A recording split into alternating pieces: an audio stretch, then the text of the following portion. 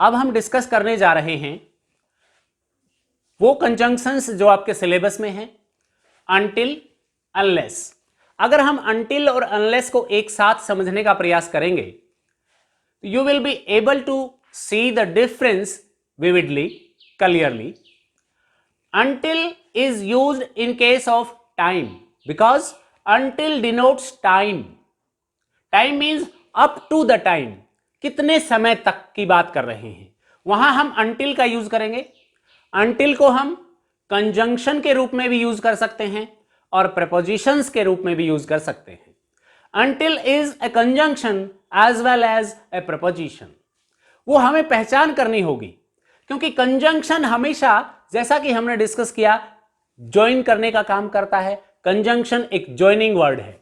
जब until दो words या सेंटेंसेस या क्लॉजेस को जोड़ता हो तब हम इसे कंजंक्शन कहेंगे। जब ये रिलेट करता हो किसी वर्ड को सेंटेंस से तब हम इसे प्रपोजिशन कहेंगे। Next is unless. Unless expresses condition. Unless and until are negative conjunctions. We need not to add no with until or unless because no is already included this word. The meaning of no is already included in this word. Unless is used for a condition or under the circumstances of. किन परिस्थितियों में आप ऐसा नहीं कर पाएंगे या कर पाएंगे। इसके जब हम एग्जांपल्स लेंगे तो आपको समझ आएगा कि अनलेस और अनटिल में क्या डिफरेंस है और कैसे हम यूज करेंगे। अनलेस का मतलब हम अगर इफ नॉट से लें, इफ भी एक कंडीशनल कंजंक्शन है, लेकिन इफ के साथ हम नोट लगाते हैं। If you do not work hard you will not succeed.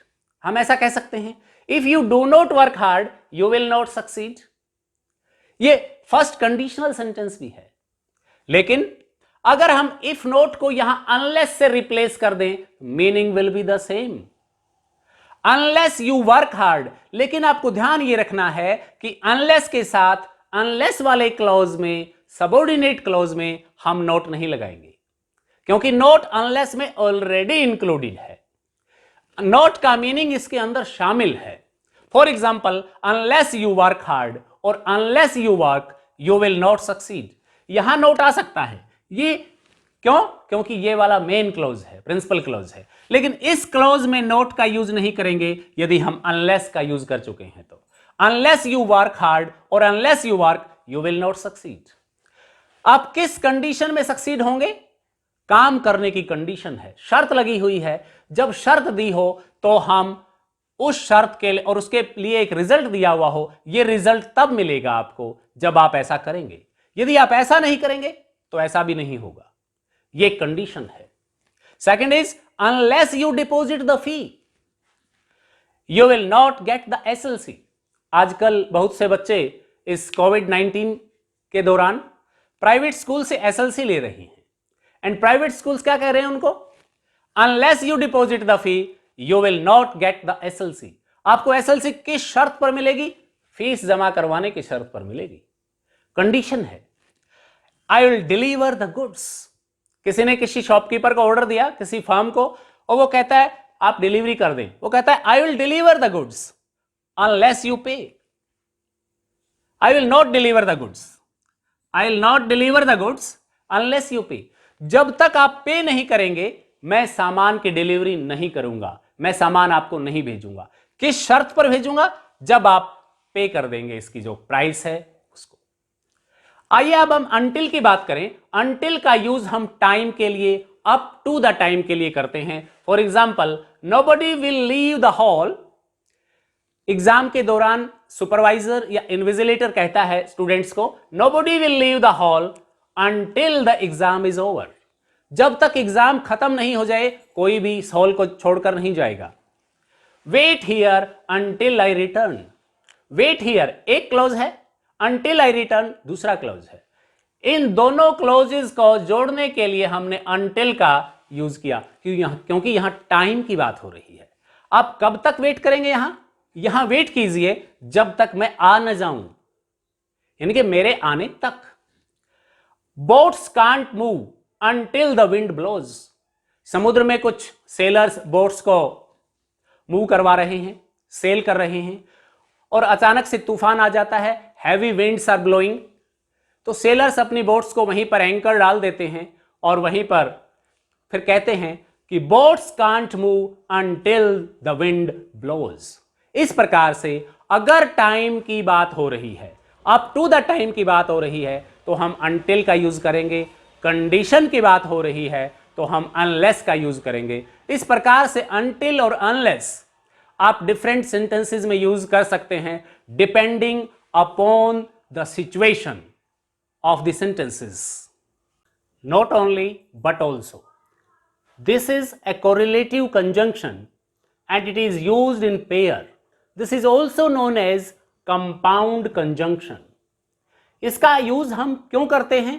इसका यूज हम दो आइडियाज को कनेक्ट करने के लिए करते हैं या फिर एम्फेसिस के लिए करते हैं, फोकस के लिए करते हैं।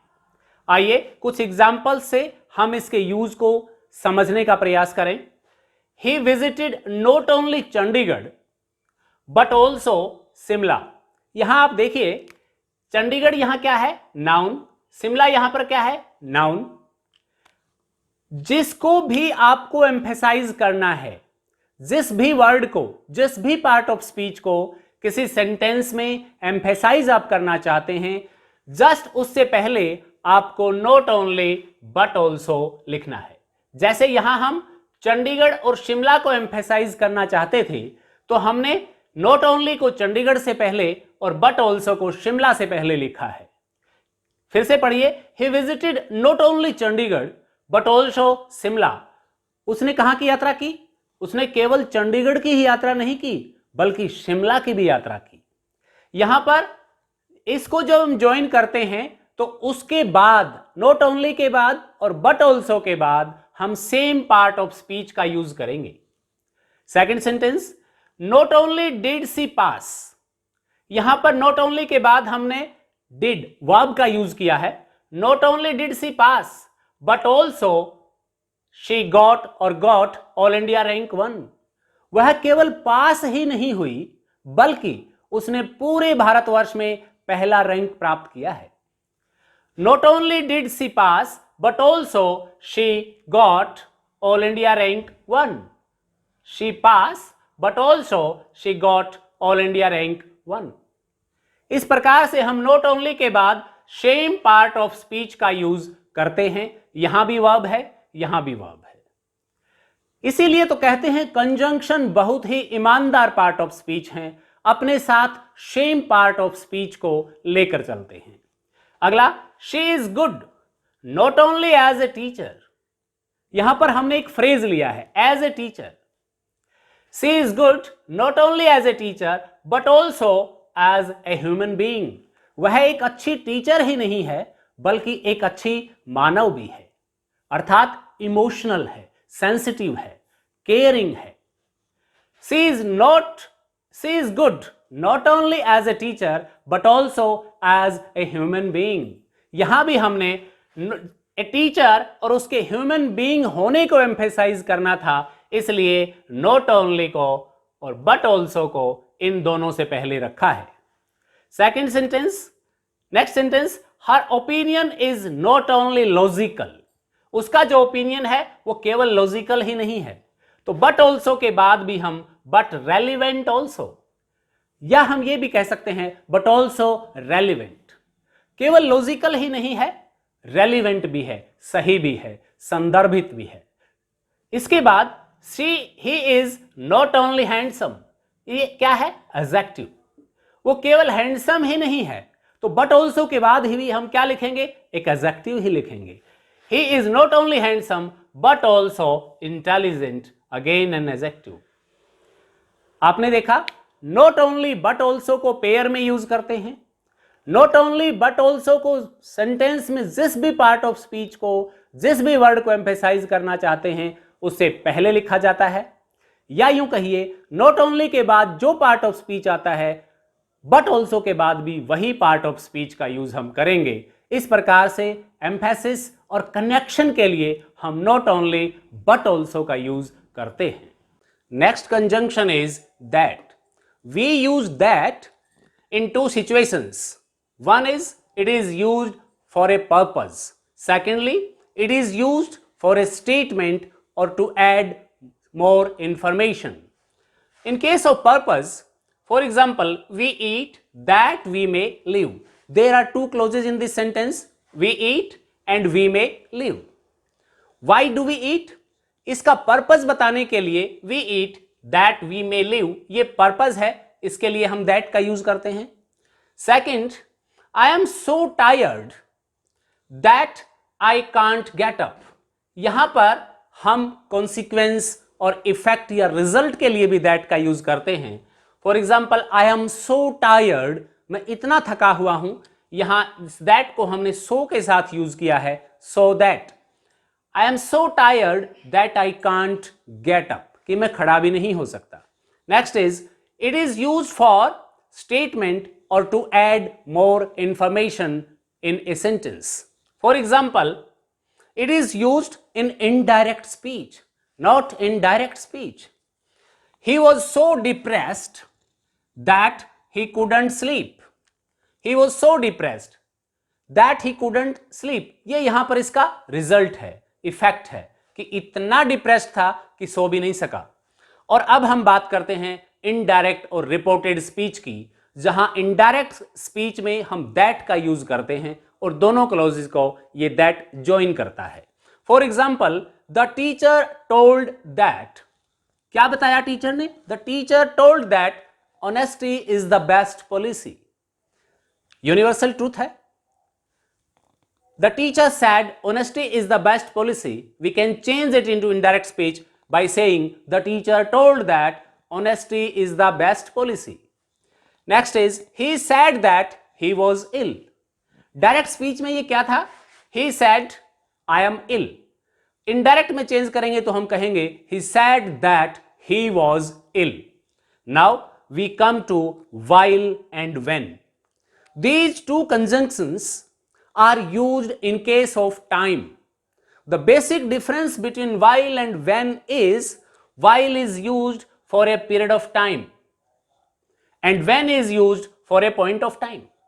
जैसे हमने since और for का यूज सीखा था perfect continuous tense के दौरान, since is used for a point of time and for is used for a period of time. In the same way, while is used for how long, means for a period of time, and when is used for a particular point of time.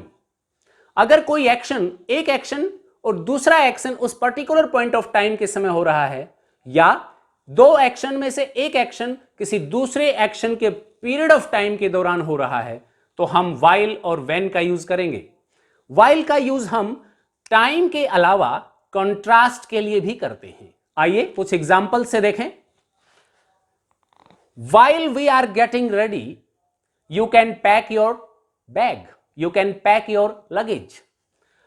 कहीं जाना है हमें, तो while means this indicates here the period of time. जब तक हम तैयार हों, आप अपना बैग पैक कर लीजिए, यदि आपको भी हमारे साथ चलना है तो. While we are getting ready, you may or you can pack your bag. Second is, he was sleeping while his wife was cooking.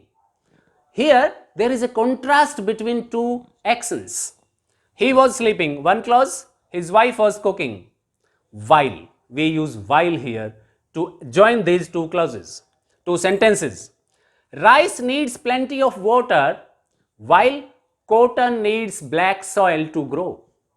Rice को क्या चाहिए? Plenty of water. Contrast है rice and cotton, while cotton needs black soil to grow well. And next is when. When is used for point of time. For example, I couldn't believe when I heard the news.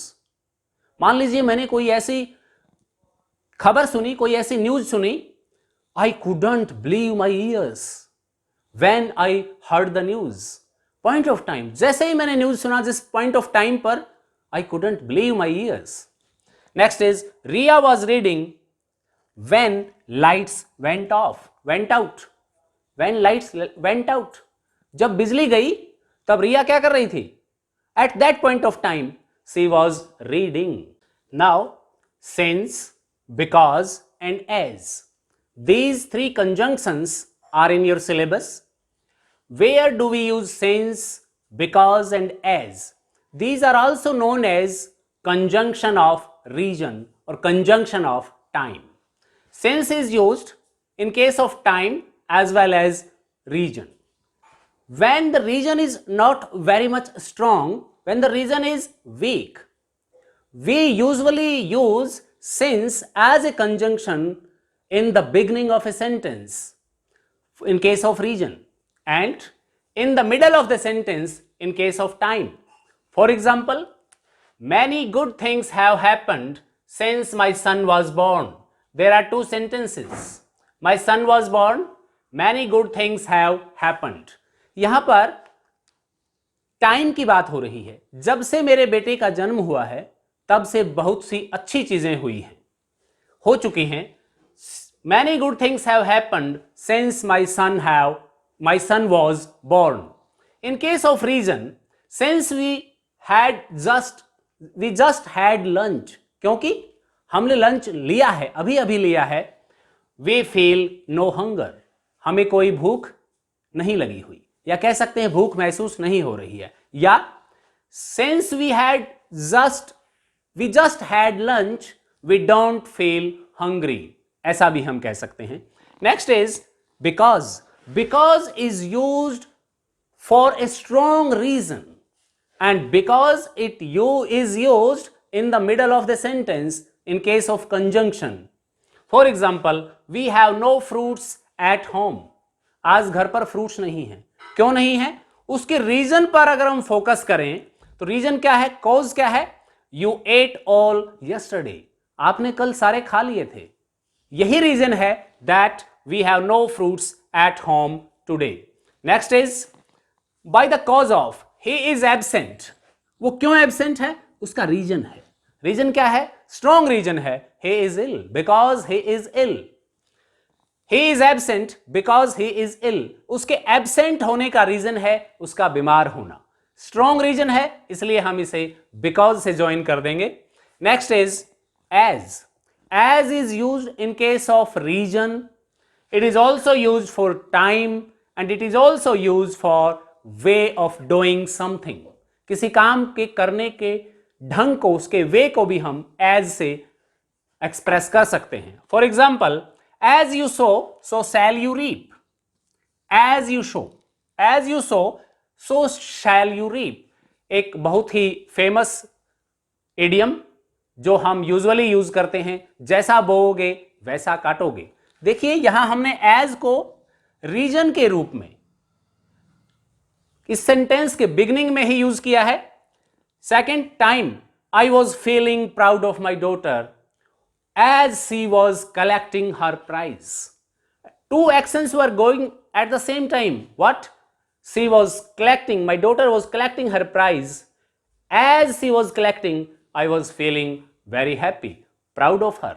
Next is way. They did as I had asked. उन्होंने वैसा ही किया जैसा मैंने कहा था.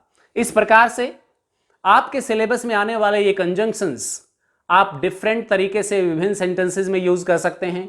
आपको दिए हुए सेंटेंसेस के बीच में ब्लैंक्स मिलेंगे, वहां आपको करेक्टली एप्रोप्रिएट कंजंक्शंस का यूज करना है. ये स्टूडेंट्स 10+1 के एग्जाम में किस तरीके से कंजंक्शंस का यूज पूछा जाता है.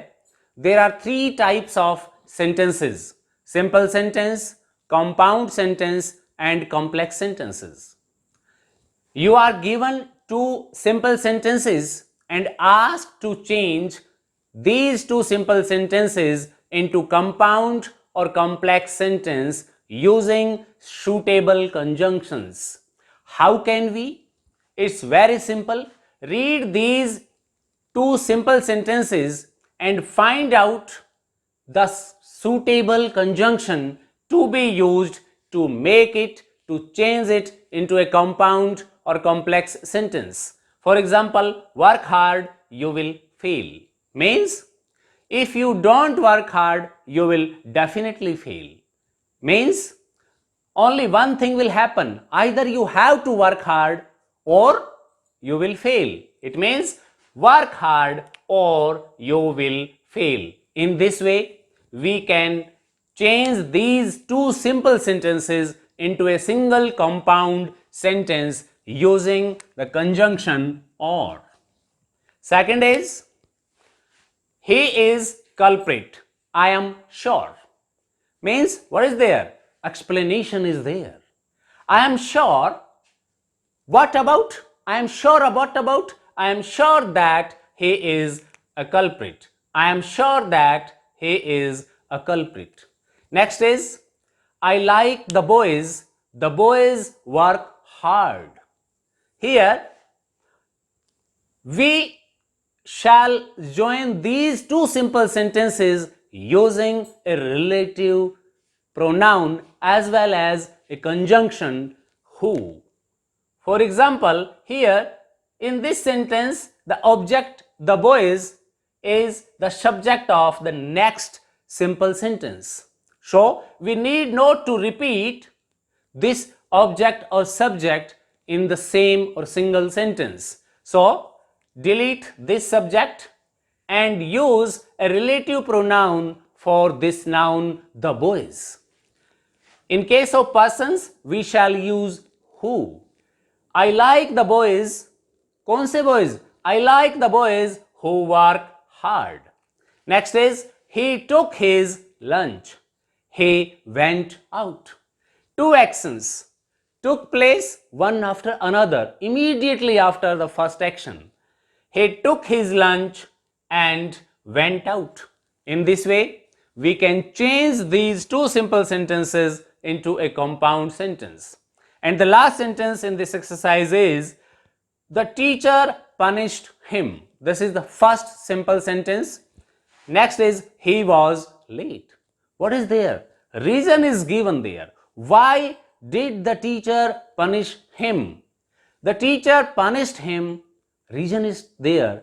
Because he was late. In this way, we can change these two simple sentences into a complex sentence using because. Because reason is given there. The teacher punished him because he was late.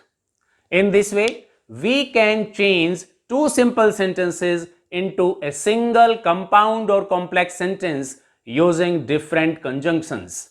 आपके exam में इसी तरीके से simple sentences दिए होंगे. आपको सही conjunction का यूज करके एक कंपाउंड या कॉम्प्लेक्स सेंटेंस में उसको चेंज करना है. अगर आप इस तरीके की एक्सरसाइज, एक अच्छी एक्सरसाइज कर लेंगे तो definitely you will be able to fill in the correct conjunction और use the correct conjunction and change these sentences into complex और compound sentences easily. Dear students, हमने कंजंक्शन का पूरा टॉपिक सीखा है. आइए अब हम एक एक्सरसाइज सोल्व करते हैं based on conjunctions. Fill in the most appropriate conjunctions in the given sentences, choosing conjunctions from the box given below. There are 10 sentences in this exercise. Choose a conjunction from the box given below and fill in the most appropriate conjunction in the given exercise. In case of doubt, you can ask me about the solution of the exercise. Students, हमने conjunctions को detail से पढ़ा, सीखा, लेकिन अब एक सवाल ये आता है कि बच्चे कंजंक्शन और प्रपोजिशन में कंफ्यूज हो जाते हैं, क्योंकि कोई भी एक part of speech different part of speech का रोल प्ले कर सकता है. ऐसे ही कंजंक्शंस के भी बहुत सारे कंजंक्शंस ऐसे हैं जो किसी सेंटेंस में कंजंक्शन है तो किसी दूसरे सेंटेंस में प्रपोजिशन है. How to identify a word acting as a conjunction, either acting as a conjunction or as a preposition. आइए let us learn how to identify the same word acting either as a conjunction or as a preposition in different sentences through these examples. First of all, we shall stay there till she returns. देखिए, मैंने आपको बताया था कि conjunction is the very honest part of speech. It joins same with same part of speech. It never joins a part of speech with another part of speech.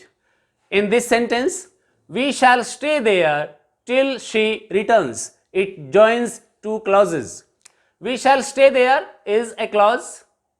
Again, she returns, subject verb combination, again a clause. So, here till act is acting as a conjunction because it joins a clause with a clause. Next is, but here in this sentence, we shall stay there. This is a clause. We shall stay there, or a sentence, a simple sentence, till Monday. Monday is a noun. This is a single word noun. If it is a conjunction, it will not join two different parts of speech. That is why here till is used as a preposition, not as a conjunction, because it is followed by a noun, but it is not preceded by a noun. That is why it is acting as a preposition. Next sentence, the police reached after the thief had run away. Again there are two clauses. The police, subject, reached, verb, a clause. The thief, again subject, had run, again verb, run away. Two clauses are there. Means this is used here as a conjunction. There is no doubt. But in this sentence, the police ran after the thief. Here, the police ran, this is a verb. And the thief, this is a noun. क्या कोई conjunction verb को noun से join करता है? कभी नहीं. It joins the same part of speech. यदि ये कंजंक्शन होता तो यहां वर्ब है तो यहां भी वर्ब होती, यहां नाउन है तो यहां भी नाउन होती. इसलिए इस सेंटेंस में the word after is acting as a preposition, not as a conjunction. In the next sentence, he tried but did not succeed. He tried, again subject verb combination, did not succeed. Who did not succeed? He tried, he did not succeed. To opposite, to adversative clauses, to adversative sentences. This is a compound sentence. He tried but did not succeed. It joins two different clauses, so it is acting as a conjunction in this sentence. But in this sentence, everybody but Karthik was present. Everybody but Karthik was present. Here, the word but is acting as a preposition. Everybody was present. But Karthik means Karthik was not present. Karthik was absent. Next sentence is, look before you leap. Here, subject you is hidden. Look before you leap. Subject verb combination, a clause. You leap, again subject verb combination, a clause. Before, this is a well-known saying, as well as पहले तोलो फिर बोलो. Look before you leap. This is acting as a conjunction to join these two clauses. But in this sentence, she stood before the painting. Here, this is a verb. Here, this is a noun.